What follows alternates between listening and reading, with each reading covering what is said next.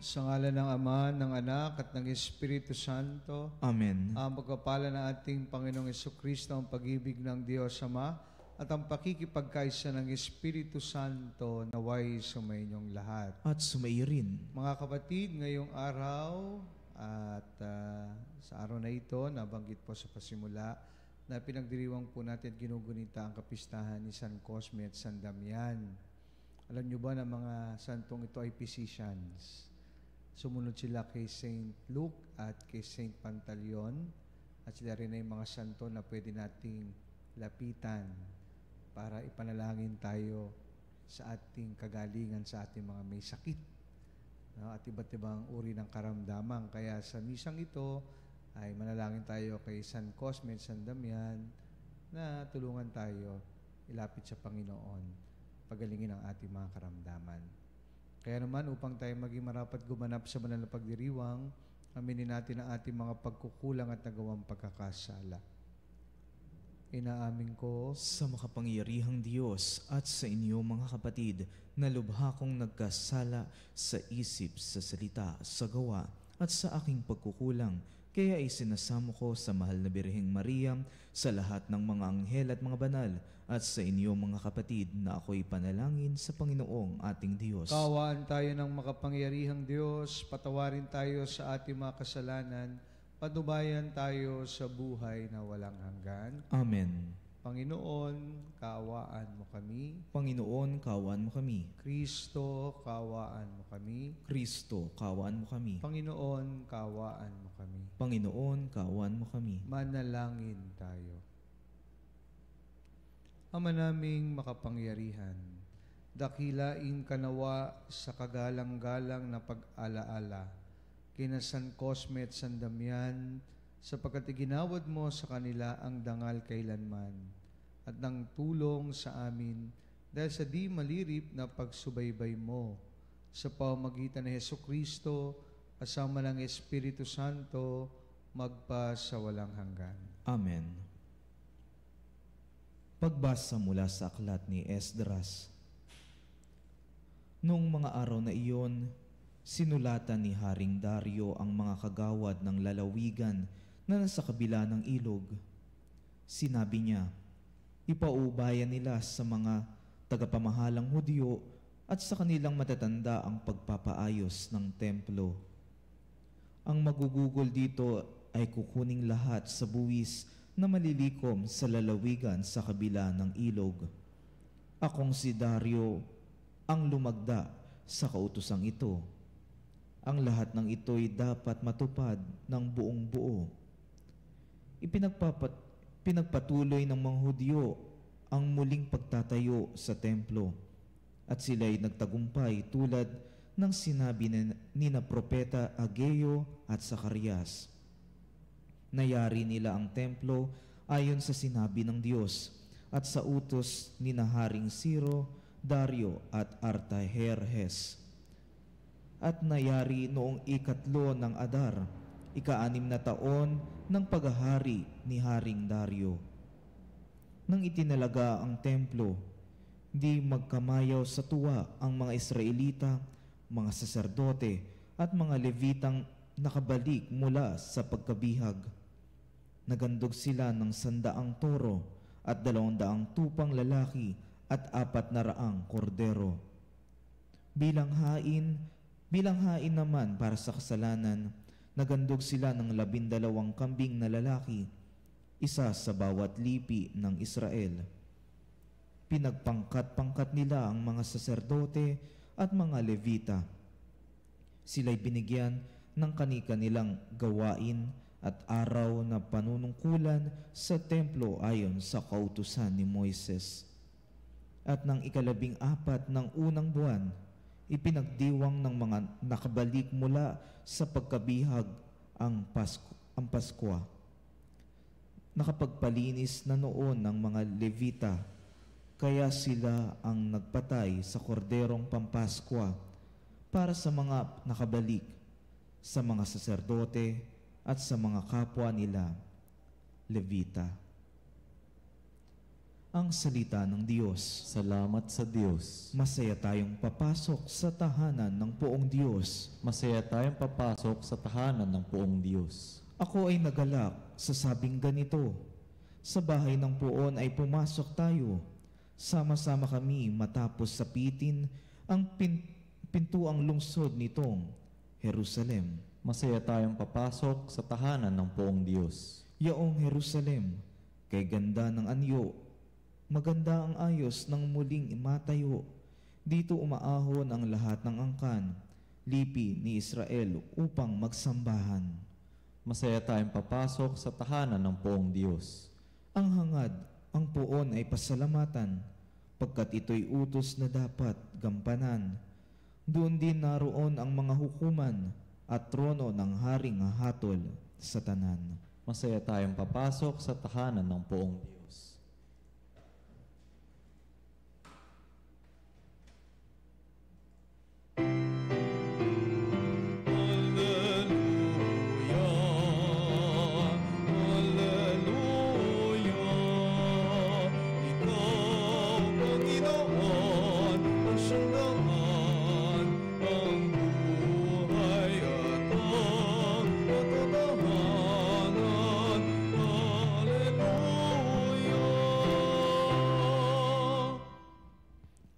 Mapalad ang sumusunod sa salitang buhat sa Diyos at namumuhay ng angkop. Sumainyo ang Panginoon. At sumairin. Ang mabuting balita ng Panginoon ayon kay San Lucas. Papuri sa iyo, Panginoon.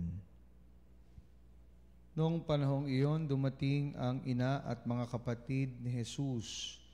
Ngunit hindi sila makalapit dahil sa dami ng tao.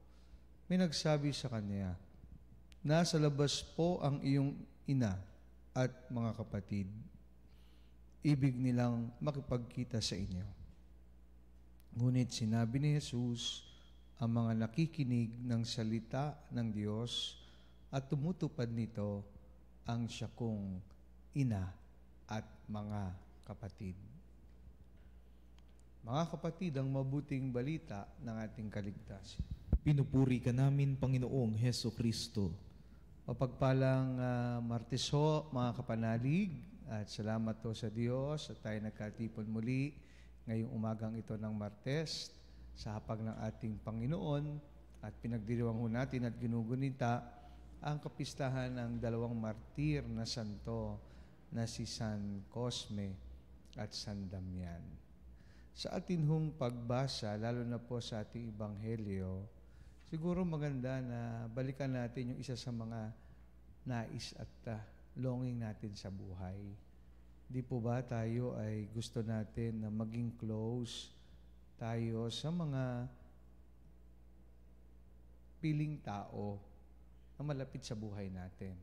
No? Mga magulang, kapatid, mga kamag-anak, gusto nating mapalapit ang puso natin sa kanila. Ganun din naman po ang ating Panginoong Jesucristo. No? The persons closer to Him ay ang kanyang, siyempre, magulang, mga kamag-anak, at mga kapatid. At ito'y makikita sa banal na kasulatan. Pero ang tanong sa gospel po natin ngayon, maganda ang mabuting balita ay hindi lang po nililimitahan ni Jesus ang definisyon ng pamilya sa mga kadugo, sa mga malalapit. Kundi in-extend niya po ito, lalo na yung dami ng mga taong gustong mapalapit sa Kanya at mapalapit sa Diyos. At kasama po na binanggit ng mabuting balita ang mga nakikinig at tumutupad sa salita ng Diyos. At sinabi niyang, "Iyon ang aking mga ina at iyon ang aking mga kapatid." Kaya kapag sumusunod ka, tinutupad mo ang salita ng Diyos sa iyong buhay, given na para kay Jesus. Member ka ng kanyang pamilya. Ika'y kapatid, ina, at kamag-anak niya. Magandang halimbawa ay ang dalawang santo na pinagdiriwang ho natin sa araw na ito. San Cosme at si San Damian. Pareho po silang magkapatid. Twin brothers po itong ating santo. Nag-aral po sila ng sciences sa Syria at kilala sa magaling sa medisina. Kaya nga sabi ko kanina, sila po ay patron din, no? Physicians, sapagkat sila ay manggagamot na magkapatid. At ang magandang balita kung bakit po natin sila magiging halimbawa sa mensahe ng Ebanghelyo ngayong araw, sapagkat itong dalawang santong ito ay bukod sa magagaling at dalubhasa manggagamot, dahil sa kanilang pananampalataya, paniniwala kay Kristo, at umugat sa kanilang buhay ang salita ng Diyos, ang kanilang paglilingkod, pagtulong, lalo na sa pagpapagamot sa kapwa, libre, wala pong bayad. They were able to practice their profession with great application and success, but never took any fee for their services. Kaya itong dalawang ito, na-earn po nila yung pagmamahal at respeto ng mga taong pinaglilingkuran nila. Because they were able to show to them their zeal for the Christian faith, which they took every opportunity their profession gave them to propagate. Kaya lang, nung during ho ng persecution under the Diocletian, nahuli ho sila, na-apprehend po sila dahil sa order of Lysias, yung governor of Sicilia.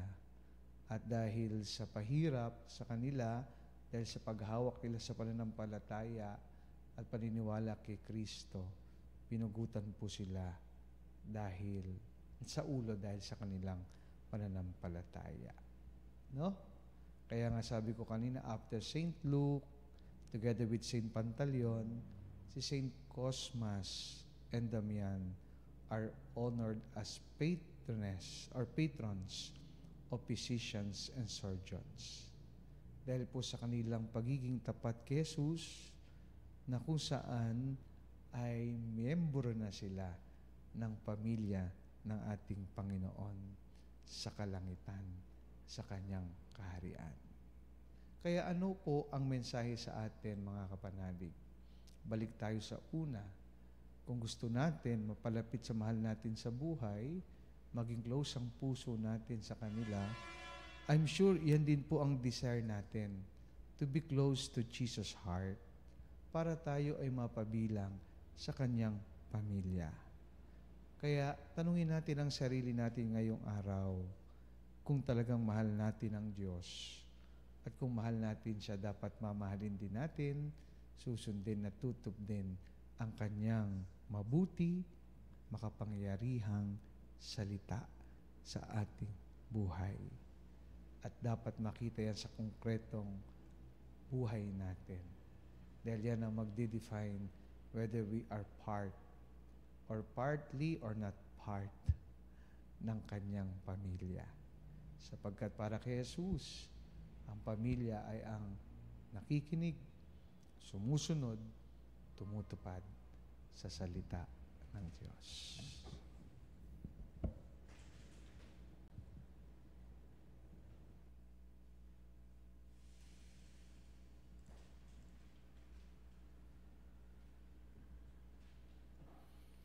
Ang pangaral ni Jesus sa Ebanghelyo at ang Kanyang sariling buhay ang ating panuntunan sa pagnanais nating malaman ang kalooban ng Diyos. Manalangin tayo sa Diyos Ama upang makasunod tayo sa Kanya at may sabuhay ang Kanyang pangaral. Panginoon, dinggin mo ang aming panalangin. Panginoon, dinggin mo ang aming panalangin. Ang simbahan, naway isabuhay ang espiritu ng Ebanghelyo at tuwinang hanapin ang kalooban ng Diyos. Manalangin tayo sa Panginoon. Panginoon, dinggin mo ang aming panalangin. Atin nawang mapalalim ang ating pananampalataya sa pamamagitan ng ating paglilingkod sa mga dukha, may kapansanan at yaong mga kapuspalad. Manalangin tayo sa Panginoon. Panginoon, dinggin mo ang aming panalangin. Tayo naway maging mga tunay na bahagi ng pamilya ng Diyos sa pamamagitan ng pagiging tapat sa kalooban ng Diyos Ama sa langit. Manalangin tayo sa Panginoon. Panginoon, dinggin mo ang aming panalangin. Atin nawang isabuhay sa araw-araw na pangyayari at kaganapan ng ating buhay ang salita ng Diyos. Manalangin tayo sa Panginoon. Panginoon, dinggin mo ang aming panalangin. Ang mga yumao naway magtamo ng walang hanggang liwanag at kapayapaan. Manalangin tayo sa Panginoon. Panginoon, dinggin mo ang aming panalangin.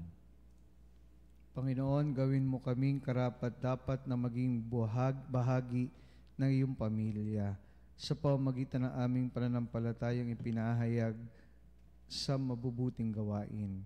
Inihiling namin ito sa pamamagitan ni Kristong aming Panginoon. Amen.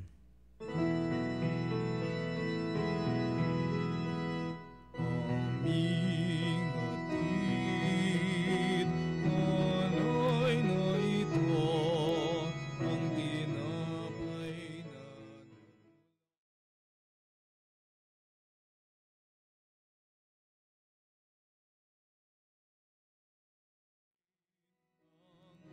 anak na ito, inuming inihain sa'yo.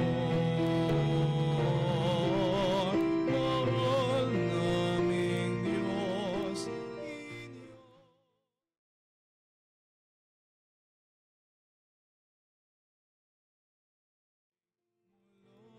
sa amin, buong puso naming hintayin, pagpapala na aming hiling. Manalangin kayo mga kapatid upang itong ating paghahain ay kalugdan ng Diyos amang makapangyarihan. Tanggapin nawa ng Panginoon itong paghain sa iyong mga kamay sa kapurihan niya at karangalan sa ating kapakinabangan at sa buong sambayanan niyang banal. Ama naming lumikha, pakundangan sa minamahalaga mong pagkamatay ng iyong mga mahal.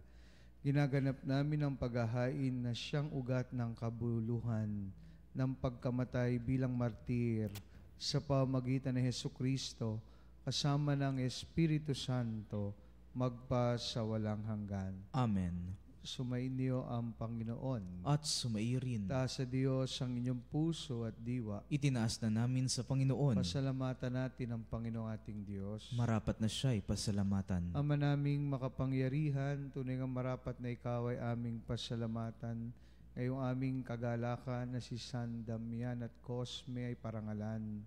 Sila'y kapanalig naming may paninindigan na ikaw ay ipahayag kahit sila'y mamatay, sapagkat minarapat mong kanilang matularan ang iyong anak na naghain ng sariling buhay. Tulad ng naganap sa iyong anak, ang dugo ng mga martir ay dumanak, hindi dahil sa katatagang likas, kundi dahil sa iyong bigay na lakas.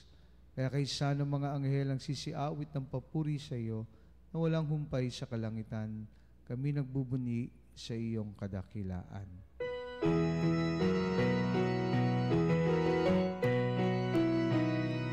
Santo, Santo, Santo, Panginoong Diyos ng mga hukbo, napupuno ang langit at lupa ng kadakilaan.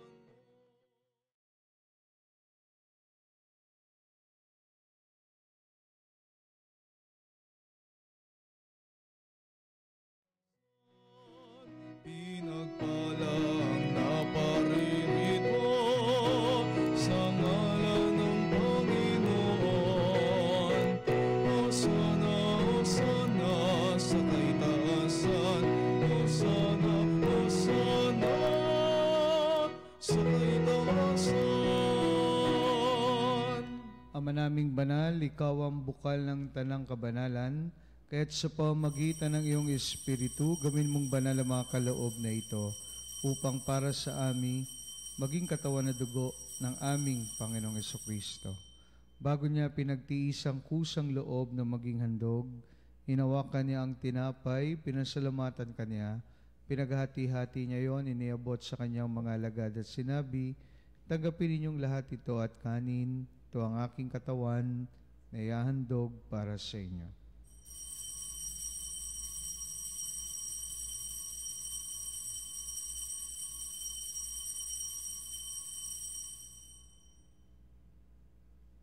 Kaya hindi naman nung matapos ang hapunan, hinawakan niya ang kalis. Muli kanyang pinasalamatan. Iniabot niya ang kalis sa kanyang mga alagad at sinabi, "Tanggapin ninyong lahat ito at inumin. Ito ang kalis ng aking dugo ng bago at walang hanggang tipan. Aking dugo na ibubuhos para sa inyo at para sa lahat sa pagpapatawad ng mga kasalanan. Gawin ninyo ito sa pag-alala sa akin."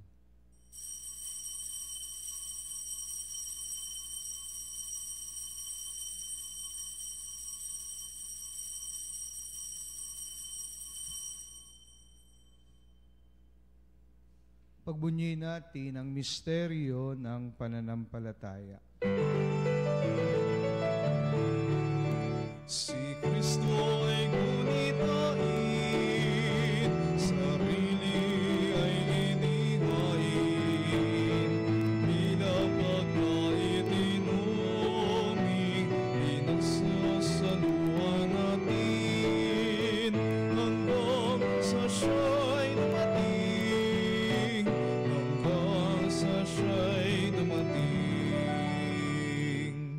Ang mga ginagawa namin ngayon ang pag-alala sa pagkamatay at muling pagkabuhay ng iyong anak, kaya't inaalay namin sa iyo ang tinapay na nagbibigay buhay at ang kalis na nagkakaloob ng kaligtasan. Kami nagpapasalamat dahil kami yung minarapat na tumayo sa harap mo para maglingkod sa iyo. Sinasamo namin kami magsalo-salo sa katawan at dugo ni Kristo ay mabuklod sa pagkakaisa sa pamamagitan ng Espiritu Santo. Ama, lingapin mo ang iyong simbahang laganap sa buong daigdig. Puspusin mo kami sa pag-ibig kaysa ni Francisco na aming Papa at ni Honesto naming Obispo at ng Tanang Kaparian. Alalahanin mo rin ang mga kapatid naming nahimlay na may pag-asang sila'y muling mabubuhay. Gayon din ang lahat ng mga pumanaw. Kaawaan mo sila at patuloyin sa iyong kaliwanagan. Kaawaan mo at pagintapatin kaming lahat na makasalo sa iyong buhay na walang wakas. Kaysa ng Malabirheng Maria na Ina ng Diyos, nakabiyak ng puso niyang San Jose, kaysa ng mga apostol at ng lahat ng mga banal na namuhay dito sa daigdig ng kalugod-lugod sa iyo, may pagdiwang nawa namin ang pagpupuri sa ikarangal mo sa pamamagitan ng iyong anak na aming Panginoong Hesukristo. Sa pamamagitan ni Kristo, kasama niya at sa Kanya, ang lahat ng parangal at papuri ay sa iyo, Diyos amang makapangyarihan, kasama ng Espiritu Santo, magpa sa walang hanggan. Amen, amen, amen, amen. Dumulog tayo ngayon sa ating Ama sa panalangin na itinuro sa atin ng ating Panginoon.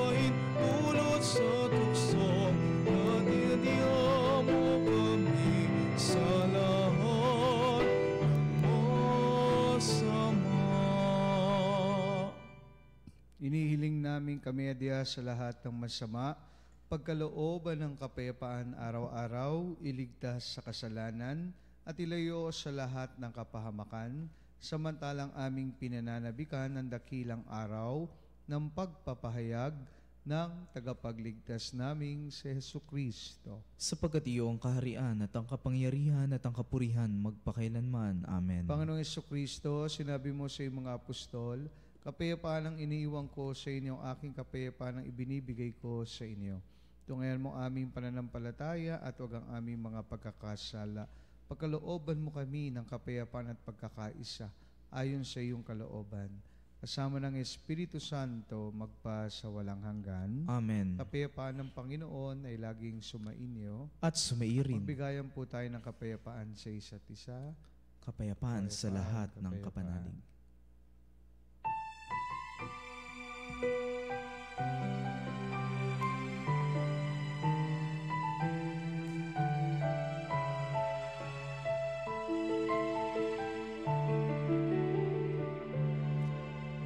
Kordero ng Diyos na nag-aalis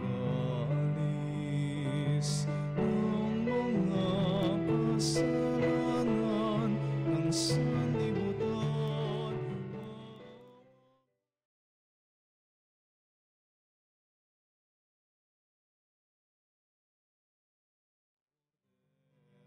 Ng Diyos na nag-aalis ng mga kasalanan ng sanlibutan. Maawa ka sa amin.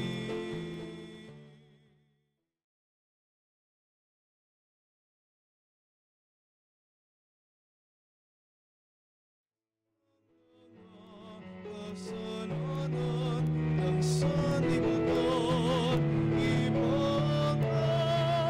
ipagkaloob mo sa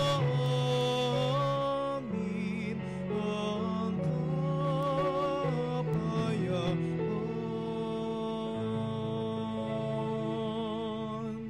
Mga kapatid, narito si Jesus, ang kordero ng Diyos, na nag-aalis sa mga kasalanan ng sanlibutan. Mapalad tayong lahat na inanyayahan sa kanyang banal na piging. Panginoon, hindi ako karapat-dapat na magpatuloy sa iyo, ngunit sa isang salita mo lamang ay gagaling na ako. Katawan ni Kristo, Amen.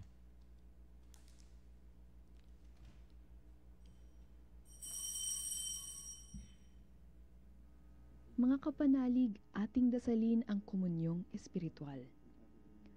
O Jesus, nananalig ako sa pananahan mo sa kabanal-banalang sakramento. Minamahal kita higit sa lahat at hangad ka ng aking kaluluwa. Hindi ko man matatanggap ngayon ang iyong katawan at dugo, inaasahan ko na patuloy kang mamumuhay sa aking puso. Naniniwala ako na narito ka at kaisa ka ng aking buong pagkatao. Huwag mong ipahintulot na mawalay ako sa iyo. Amen. Panalangin sa Birhen ng Katotohanan. O Birhen ng Katotohanan, Ina ni Jesus, ang nagkatawang taong salita, salamat sa iyong anak. Tinatanggap ko siya bilang aking katotohanan at kaligtasan. Sa pakikinig sa salita ng Diyos, tulungan mo kong maging malaya.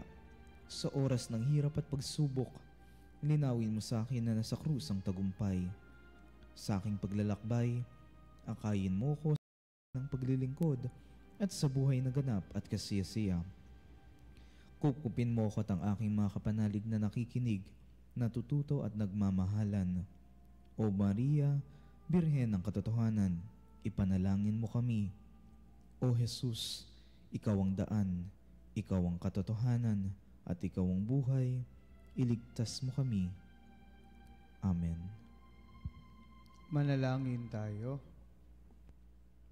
Ama naming mapagmahal, panatilihin mo sa amin ang iyong kaloob at ang tinanggap naming iyong bigay ngayong ginugunita ang mga martir na sina San Cosme at San Damian ay magdulot nawa sa amin ng kagalingan at kapayapaan sa pamamagitan ni Hesukristo, kasama ng Espiritu Santo, magpa sa walang hanggan. Amen. Sumainyo ang Panginoon. At sumaiyo rin. Pagpalain po kayo ng makapangyarihang Diyos, Ama, Anak, at Espiritu Santo. Amen. Tapos na ang banal na misa, humayo tayo sa pag-ibig at kapayapaan ni Kristo. Salamat sa Diyos.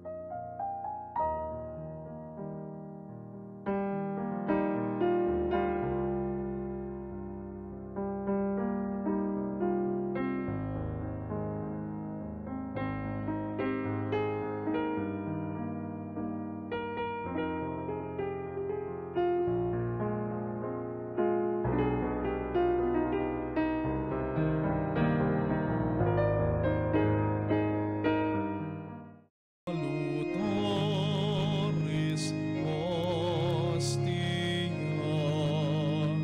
quae celi pones hostium,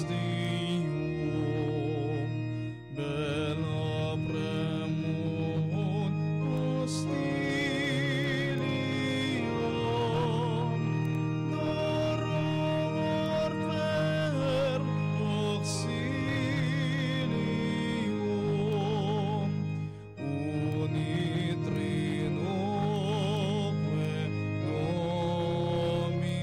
Dominum, sit sempiterna gloria, qui vitam sine termino,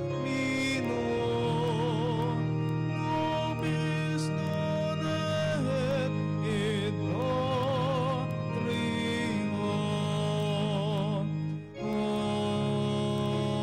Amen.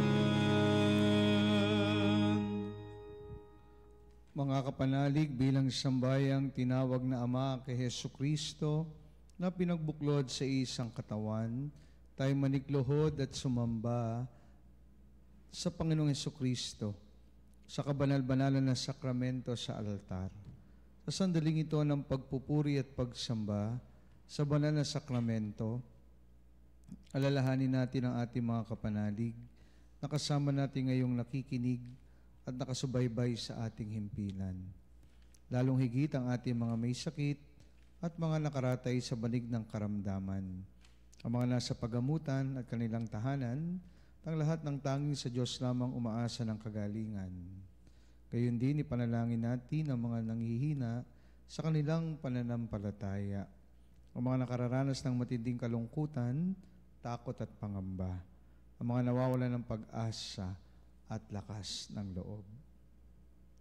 O Diyos, halina at kami tulungan. O Panginoon, magmadali ka sa iyong pagdamay. Papuri sa Ama at sa Anak at sa Espiritu Santo. Kapara noong unang, ngayon at magpasawalang hanggan. Amen. Purihin ang makapangyarihang Ama na nagsugo sa kanyang bugtong na anak upang tayo may pagkasundo sa Kanya. Pinupuri ka namin ngayon at kailanman. Purihin ang Panginoong Hesukristo, ang Kordero ng Diyos, na nagalay ng kanyang katawan na dugo bilang pagtubos sa sala ng tanan. Pinupuri ka namin ngayon at kailanman. Purihin ang banal na Espiritu, ang Panginoong nagpapabanal, na pumupuspos at nagbibigay kagalingan sa lahat. Pinupuri ka namin ngayon at kailanman.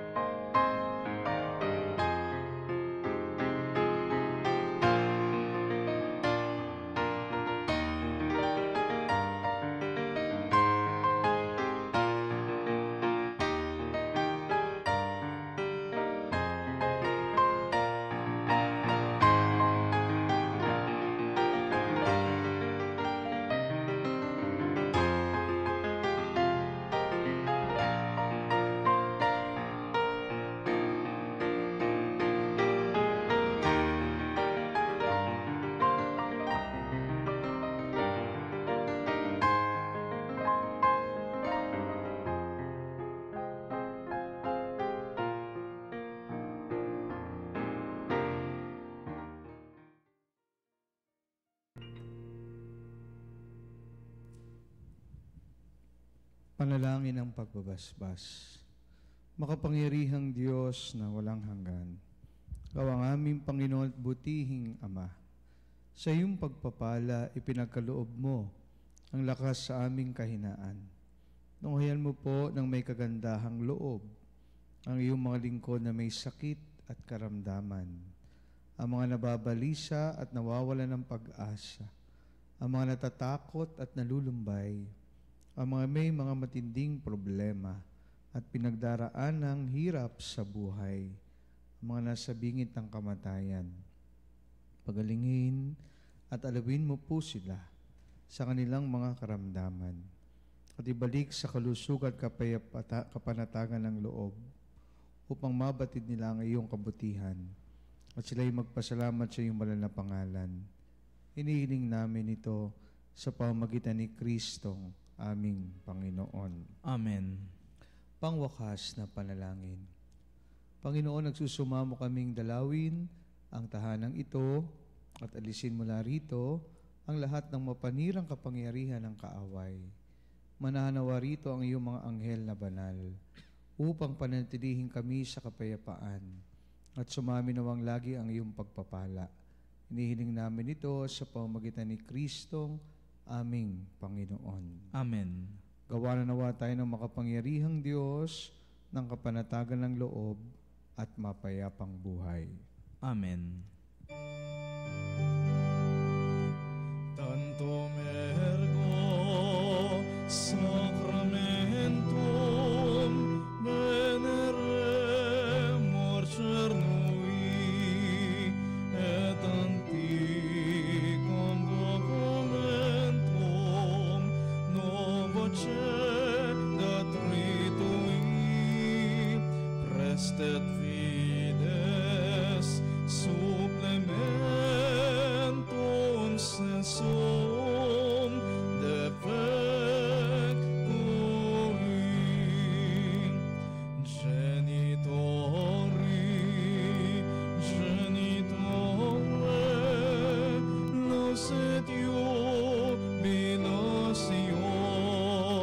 salus honor virtus oplem sit et benedictio procedenti ab utroque comparsit laudatio.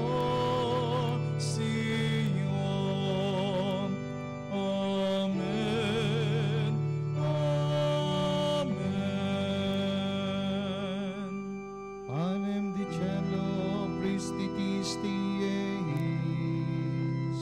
Omne delectamentum in sabentem. Oremus.